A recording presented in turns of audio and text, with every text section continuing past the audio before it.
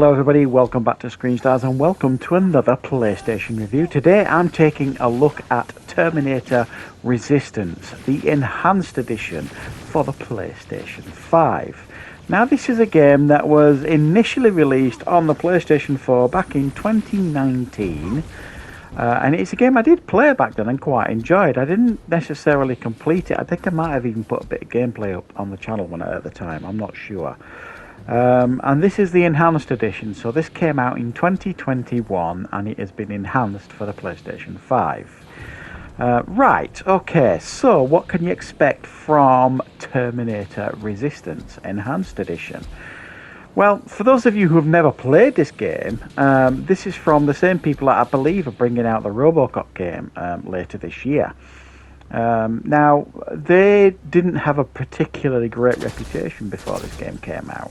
And I remember when this game came out, it got some middling reviews, I think it's fair to say. Certainly when it was on the PlayStation 4. Now, I was always quite impressed with this. I thought this game was much better than some of the reviewers would have you believe at the time. But I believe that more so now with this Enhanced Edition on the PlayStation 5. Now, don't get me wrong, this game isn't all singing, all dancing and polished up to hell and, the best game you're ever going to play. But in relation to Terminator games that are on the market, for me, this is probably the best Terminator game I have played. And there's not a huge amount of Terminator games out there. Certainly good quality ones you would describe them as. But for me, this is a really, really fun Terminator game that does the franchise justice and has been made by people that absolutely clearly love the franchise and respect the franchise. It comes with authentic music. You'll recognise the music in this game. It's ripped straight from the movies. It really is very immersive. It tips its hat to what you've seen in the movies as well, in Terminator 1 and Terminator 2 and so forth. It's really cool how they tie everything in.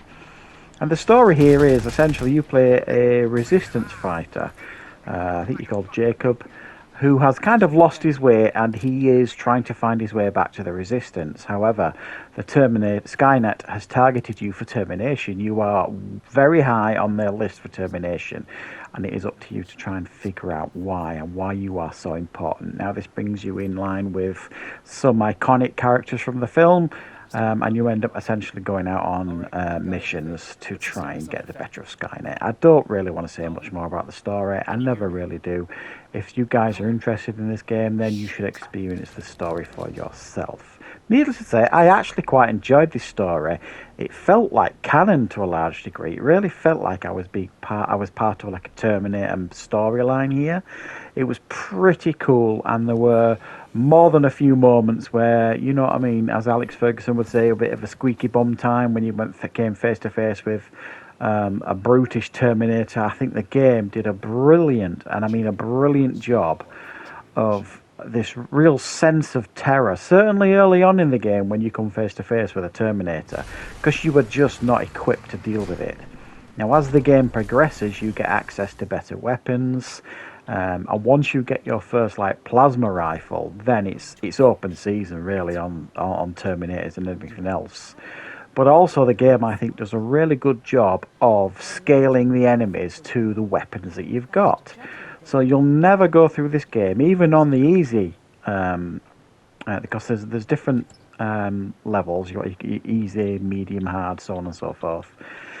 Even on the easy level, it scales up the enemies quite well. So even though you might get a plasma rifle, the enemies you were meeting early in the game, you can wipe them out almost immediately. But there'll be new enemies in the game, new versions of Terminators that, you've got to figure out new ways to kill them. Because this game, obviously it's a first-person shooter with RPG elements thrown in. But it adds other elements to the game as well, because sometimes you've got to be quite tactical and sometimes you've definitely got to be quite stealthy. There's missions throughout this where you've got to kind of avoid the Terminators and you've got to kind of sneak around because if they see you, basically, you've had it, because you just aren't going to be able to deal with some of them. So I think the game does a really, really good job of kind of mixing up the gameplay elements here. There's lots of shooting, There's lots of grenade throwing, all that kind of stuff, and diving for cover and hiding behind cover, loads of that kind of gameplay. And I think the shooting here is pretty good. Now, I'm not what you would call a Call of Duty veteran by any stretch of the imagination. I'm sure there are, you know, first-person shooter veterans who would play this and would probably think it's pretty horrible in comparison to some of the best on the market. Maybe it is. I actually found the shooting here to be quite on point and quite responsive. I quite enjoyed it. And there's loads of different weapons as well. You know, you've got your machine guns, your Uzis, your shotguns, your handguns. But I think one of the weaknesses of the game here is once you get your hands on a plasma rifle, and there's a few different versions of a plasma rifle, you never really want to go back, if I'm being honest. And there is a decent amount of ammunition to be found out in the world, and you can craft your own as well, because the world is full of resources for you to collect. Much of your time will be travelling around the map, not only to reach your objectives on the map, but also to scavenge for resources. Because resources you can sell, if you like, where you can trade it at certain places, but also you can craft things. You can craft things like med kits and pipe bombs and ammunition, a whole array of things for you to craft. Now, early on in the game, you can only craft certain things. Early on in the game, you can only unlock certain things by using lockpicking. This game does have like light RPG elements in a sense that it's got skill trees. There's like 3 skill trees here. You've got like combat, which goes without saying. You can upgrade how effective you are in combat, how powerful your weapons are, so on and so forth. You've got science, and then you've got survival. For now, keep everything to yourself. The survival element is, you know, how fast you can level up in regards to gaining experience. How you can fit more things in your backpack. The list goes on. Now, it is quite light, and generally speaking, you get like a skill point every time you level up, but you will find like military books out in the game that will kind of immediately give you another skill point. So it is nice that it has that, but for the most part, you'll find yourself essentially going around the maps and doing main missions and side missions. There are characters in the game that will give you side missions. Some of them feel pretty pointless, but you still feel quite compelled to do them. And there are main missions as well to take part in when you're playing the game. And main objectives to complete to progress through the game. And the game's quite linear. It's not like an open world game or anything like that. It's almost like there are sections, so you'll get to like a section of the game, and then you can explore certain sections, so to speak. So it's definitely not open world, and some of these sections are quite linear in how, you know, you might have to go a certain direction to a certain mission, and there's like it's carefully laid out to kind of lead you to where you need to go, sort of thing. So don't go into this game thinking it's free roaming and an open world game, because it certainly isn't. It's quite carefully put together, the game, sort of thing, with different sections, and they are reasonably large sections, and the missions for the most part are quite exciting. And when you start really getting into the game and going up against like the T800s and beyond, it does get pretty fun and pretty exciting. You can upgrade your weapons as well. You've got like a base camp. You've got a few different base camps, but at the base camp there's like a place where you can trade and get new weapons. There's a place where you can upgrade your weapons.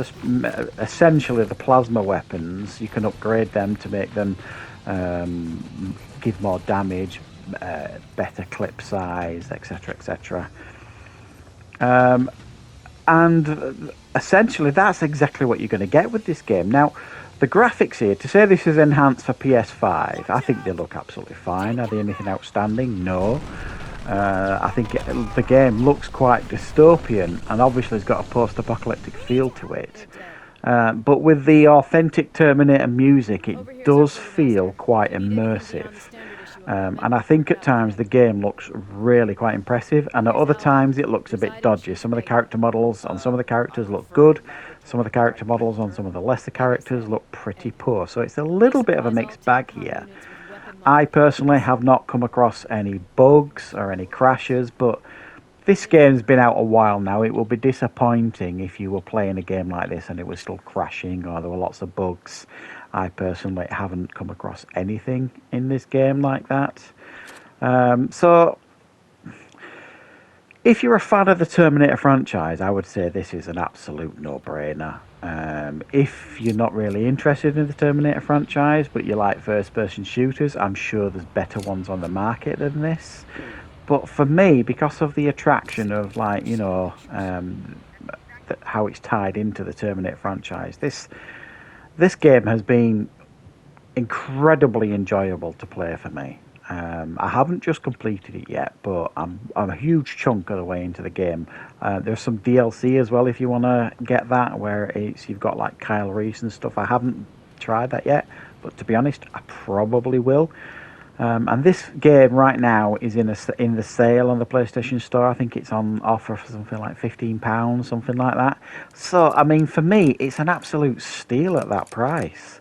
It's a game that I would strongly recommend you pick up. If there's anything about this game that sounds interesting to you and you've never wanted to try it before, definitely give this one a go, because I've been having a real fun time with this game, guys.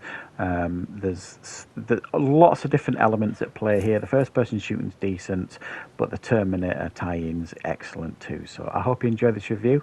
Thank you very much for watching.